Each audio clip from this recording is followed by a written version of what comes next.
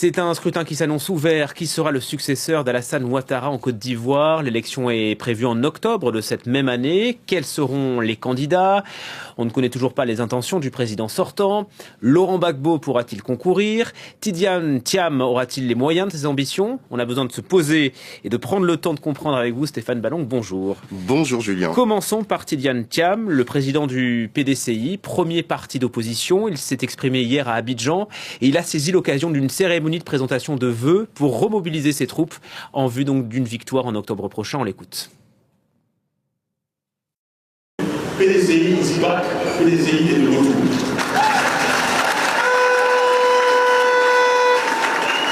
C'est un PDCI rajeuni, redynamisé, plein d'énergie, mais toujours fidèle à ses valeurs, à ses anciens et à ses traditions, qui se présente à vous aujourd'hui et entre en 2025 avec confiance, avec courage et avec détermination.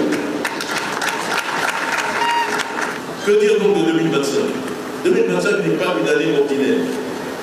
Elle marque notre entrée déjà dans le deuxième quart du XXIe siècle, mais surtout, c'est pour notre pays une année où il doit élire un président de la République.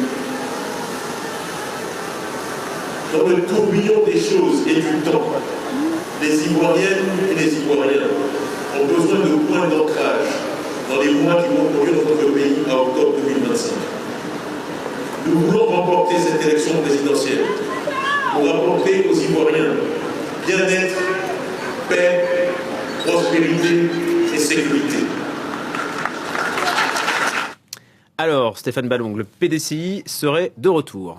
Exactement. En tout cas, c'est le message, ou si vous voulez, c'est l'image que voudrait véhiculer Tidiane Thiam.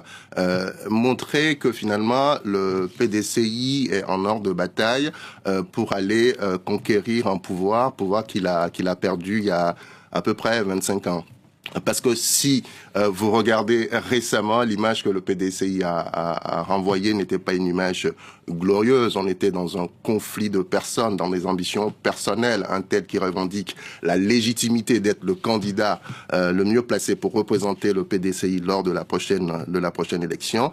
Et finalement, on était à côté, j'allais dire, de l'essentiel.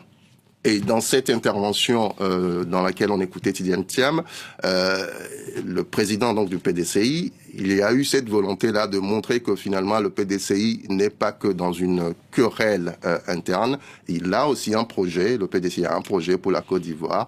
Et il parle de sécurité, il parle de développement. Quelque part dans ce discours qu'on n'a pas entendu, il dit même qu'il veut aider à l'émergence de milliardaires en dollars en Côte d'Ivoire. Donc, il y a cette volonté-là de montrer que on se rassemble, on se mobilise pour aller reconquérir le pouvoir, mais c'est aussi l'occasion pour Tidiane Thiam de se mettre en quelque sorte au-dessus du lot et de montrer qu'il a une vision et qu'il est la personne sans doute la mieux placée pour porter cette vision-là au nom du PDCI et en tant que candidat du parti. Parce qu'il y a d'autres personnalités au sein même du PDCI qui sont prêtes aussi à concourir. Absolument. Jean-Louis Billon, il a dit clairement sur notre plateau ici, lorsqu'il avait été reçu par Marc Perelman, il y a, pour bien comprendre, en fait, on a au PDCI une génération qui a longtemps attendu pour jouer les premiers rôles, finalement. Tidiane Thiam en fait partie, évidemment, mais surtout des gens comme Jean-Louis Billon sont ceux qui, si vous voulez, ont tenu la maison. Vous connaissez le parcours de Tidiane Thiam, je ne vais pas vous le refaire. Il était longtemps à l'étranger, à l'international. Il est rentré et a repris, disons, la tête du parti.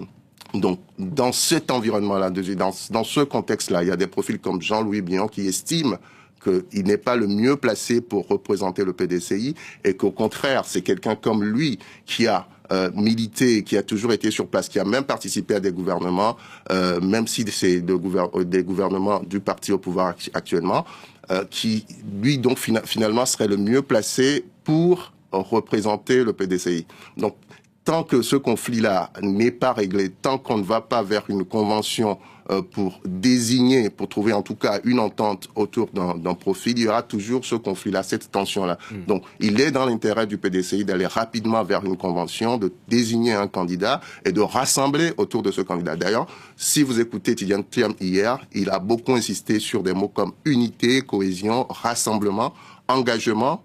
Il ne faut pas perdre de vue l'objectif étant celui de reconquérir le pouvoir et de revenir aux affaires à la fin de cette année, en 2025. Voilà, on s'est attardé sur le PDCI. Les autres partis politiques, Stéphane, on l'imagine aussi en ordre de bataille à 10 mois de la présidentielle. Oui, mais ils ne sont pas plus avancés que le PDCI. Donc le PDCI, je vous le disais, est en train de chercher son candidat. En tout cas, il y a une bataille interne pour trouver le bon candidat.